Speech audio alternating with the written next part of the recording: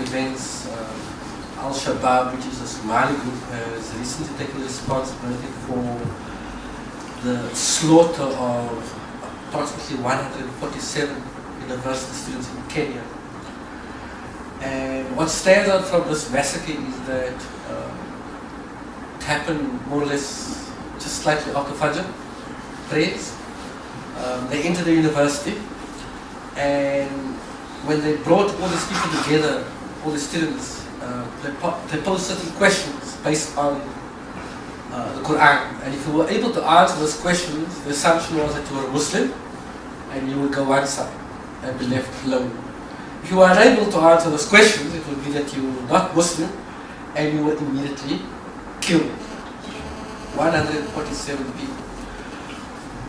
Now, the kind of questions that we need to pose is what kind of person, because the person that was leading this Al-Shabaab group is a former madrasa teacher. What kind of person gives an instruction like that? And what kind of people actually carries out an instruction like that? Do you recall I spoke to you some time back about the Charlie Hebdo massacre, where those people who drew cartoons of the Prophet were killed in the offices? World leaders all marched, and they were all saying that terrorism based on Islam is a danger to all, and they all marched, and they all came together. The interesting part of it is here we have a situation where 147 people are slaughtered. The international world condemns that, but there are no marches. There is no actual action on the ground, as it was. So there's questions that needs to be posed about that as well. Closer to home, for those people who say, but what does this have to do with us here in South Africa? Let me bring it home for you. A 15-year-old girl was taken off a flight on the way to Saudi Arabia. This 15-year-old girl was about to join up with this group ISIS.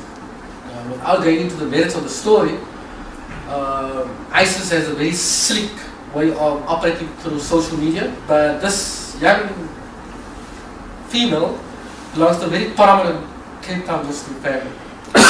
And so the question is posed, if we are saying that this has nothing to do with us, it seems to be on our doorstep.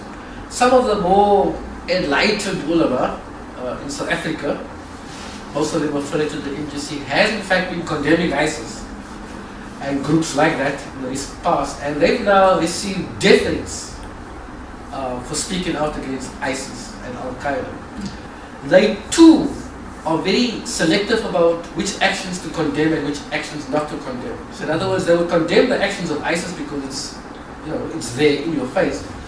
But the philosophy that underpins ISIS, which is the philosophy of the Salafis, which comes from Saudi Arabia, that philosophy is not being condemned. The Saudi Arabian government, which actually funds and arms the Salafis like ISIS and so on, are not being condemned by these very same ulama.